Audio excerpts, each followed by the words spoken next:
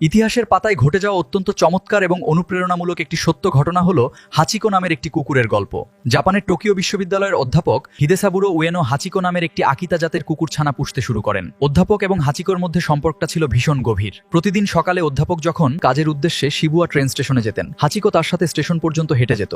আবার ঠিক বিকেলবেলা অধ্যাপক যখন ট্রেন থেকে নামতেন, হাচিকোকে দেখতেন স্টেশনের বাইরে তার জন্য অপেক্ষা করছে। এটি তাদের প্রতিদিনের চেনা রুটিন হয়ে দাঁড়িয়েছিল। ১৯২৫ সালের মে মাসের একদিন হাচিকো যথারীতি স্টেশনের বাইরে বসে অপেক্ষা করছে, কিন্তু সেদিন অধ্যাপক আর ফিরে এলেন না। বিশ্ববিদ্যালয়ের ক্লাস নেওয়ার সময় হঠাৎ স্ট্রোক করে তিনি মারা যান। হাচিকো তো আর তা জানতো না, সে শুধু জানতো তার প্রিয় মানুষটি এই ট্রেন থেকেই নেমে আসবে। সেদিন থেকে শুরু করে পরবর্তী প্রায় ১০ বছর পর্যন্ত হাচিকো প্রতিদিন ঠিক সময় শিবুয়া স্টেশনে গিয়ে বসে থাকতো। রোদ, বৃষ্টি কিংবা প্রচন্ড তুষারপাত কোনো কিছুই তাকে দমাতে পারেনি। স্টেশনের আশেপাশের মানুষ, দোকানদার এবং যাত্রীরা প্রতিদিন এই দৃশ্য দেখতেন। ধীরে ধীরে হাচিকোর এই নিঃস্বার্থ ভালোবাসা আর আনুগত্যের গল্প পুরো জাপানে ছড়িয়ে পড়ে। মানুষ তাকে ভালোবেসে খাবার দিত এবং তাকে সম্মান জানাতে শুরু করে। দীর্ঘ প্রায় ১০ বছর অপেক্ষার পর শিবুয়া স্টেশনের কাছেই হাচিকো শেষ নিঃশ্বাস ত্যাগ করে। হাচিকোর এই অতুলনীয় আনুগত্যকে সম্মান জানাতে তার জীবিত অবস্থাতেই শিবুয়া স্টেশনের বাইরে একটি ব্রোঞ্জের মূর্তি স্থাপন করা হয়েছিল। আজও সেই মূর্তিটি জাপানে ভালোবাসা এবং বিশ্বস্ততার এক পরম প্রতীক হিসাবে দাঁড়িয়ে আছে।